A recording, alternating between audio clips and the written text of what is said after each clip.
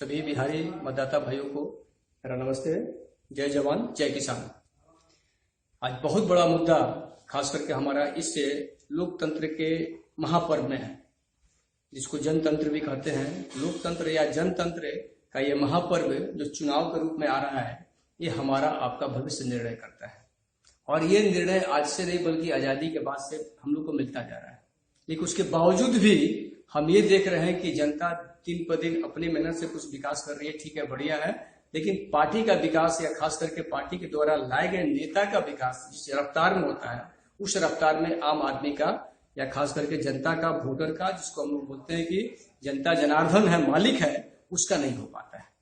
इसके पीछे वजह है, सबसे बड़ा वजह आइए खास करके ये वजह हर एक वर्ग के, नौजवान, किसान या मजदूर वर्ग हो या शिक्षित वर्ग हो, सबको समझने की चीज है। क्या है? तो हम लोग जनतंत्र तो बोलते हैं, लेकिन आज के डेट में जनतंत्र कहीं नहीं है। जनतंत्र को अपने ऊपर कब्जा बना करके कोई रखा हुआ है तो वो दलतंत्र बनाकर रखा हुआ है, जिसको हम लोग कहते हैं साधारण भाषा में कि दल तंत्र ने या पार्टी तंत्र ने जनतंत्र को अगवा किया। तो जनतंत्र का अगवा कैसे? तो आज हम लोग जिसको वोट देने जा रहे हैं वो किसी न किसी पार्टी से बिलोंग करता है, किसी न किसी पार्टी से आया हुआ है।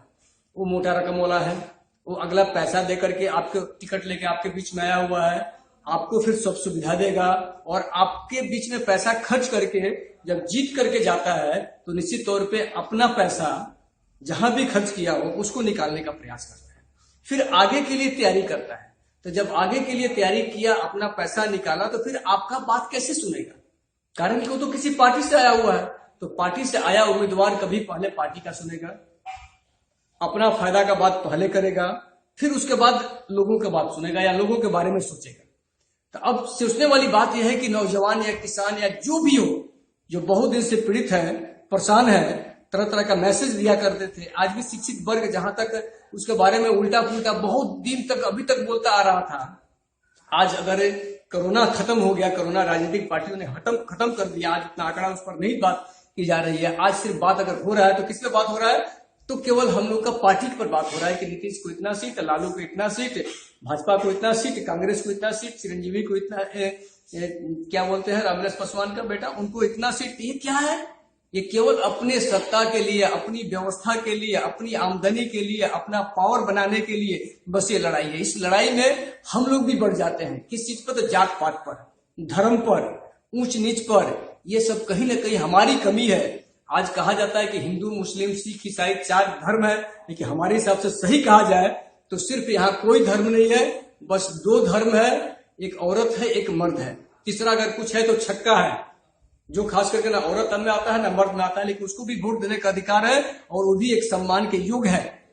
अब सिंपल सी चीज, अब यहाँ पर अगर हम लोग 4 धर्म का ही बात कर रहे हैं तो ऊपर वाले ने हमें हर एक इंसान को एक हाथ में 5 उंगली दिए हुए हैं।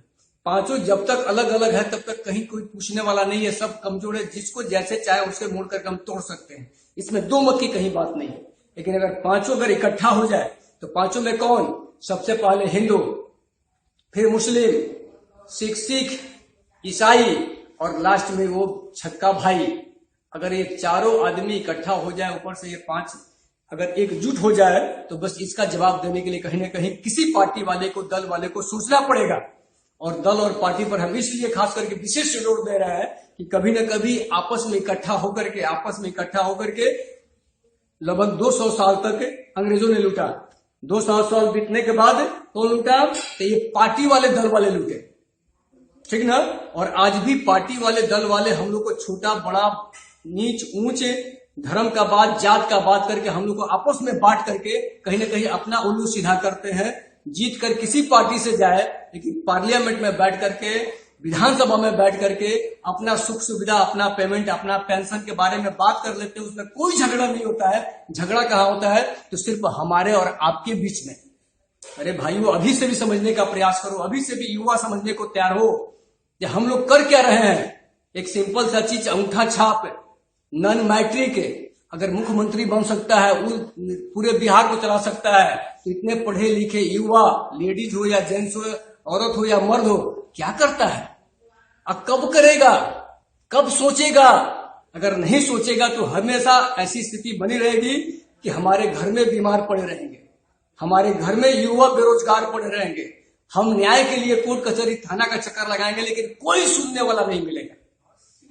अगर आप चाहते हैं कि आपके घर की बीमारी, आपके घर की बेरोजगारी और आपके घर का, आपके मान सम्मान के लिए न्याय मिले, तो निश्चित तौर पे अभी समय है कि आप आगे आवे और आगे आकर के अपने बीच का कोई उम्मीदवार जो उस लायक हो, कर्मठ हो, मजबूत हो, स्वस्थ हो, हर एक तरह से समय पर साथ देने वाला हो, उसको कम से कम आगे बढ़ावे, यानी उसको 2 रुपया या 5 रुपया का सहयोग करे, उसके लिए समय दे। मात्र 15 दिन का समय, और जिस दिन 15 दिन का समय आप दे करके निस्वार्थ भाव से उसको सहयोग करके, क्योंकि आप ही के वोट से वो जीतने हारने वाला है।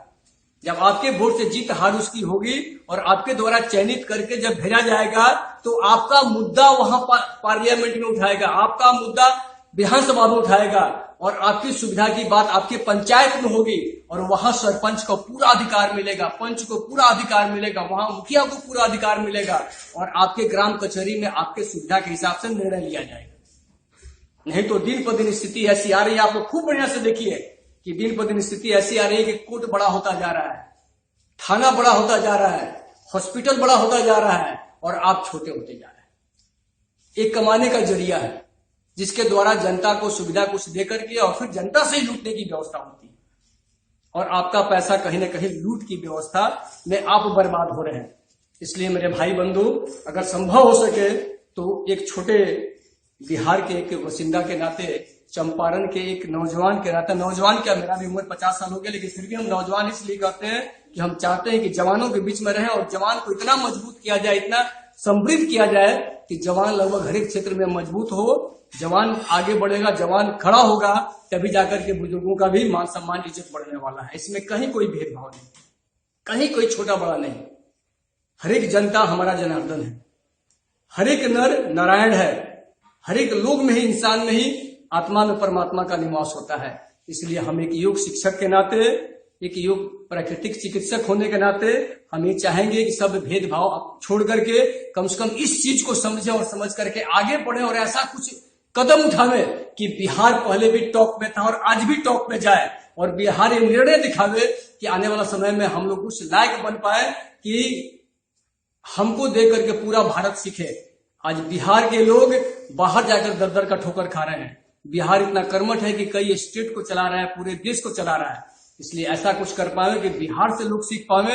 अभी समय है कि बिहार के नौजवान, बिहार के युवा, बिहार के महिला, बिहार के पुरुष, बिहार के किसान, बिहार के शिक्षक वर्ग स्पेशली या अधिवक्ता कर इस चीज को समझे और समझ करके एकजुट होकर के अपने बीच में से किसी निर्दलीय को सपोर्ट करे और निर्दलीय कुछ लायक बनावे कि निर्दलीय आपका बात मान सके और आपके हिसाब से काम करा सके और आपके द्वारा बना हुआ आदमी, चयनित आदमी, आपके बीच का आदमी आपके लिए काम करेगा।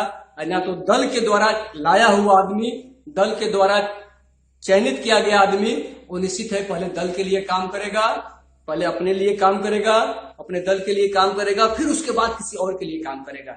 इसलिए मेरे भाई बंधु इस पर ध्यान दे और निश्चित तौर पे हम लोग एक तो बनाए हुए हैं मंच जिसको कहा गया है कि निर्दलीय राजनीतिक मंच। जो भी निर्दलीय राजनीतिक मंच में शामिल होना चाहते हैं, कृपया मेरा नंबर सब कुछ इस पर दिया हुआ है। आप कुमार शशि भूषण के नाम से, योगी कुमार शशि भूषण के नाम से मेरा यूट्यूब भी चलता है, उस पर भी आप क्लिक करके देख सकते हैं। इस मैसेज को जहां तक हो वहां तक फॉरवर्ड करने का प्रयास करें और हम चाहेंगे कि हम खुद योग शिक्षक के नाते हर एक घर में एक योग योद्धा तैयार करें।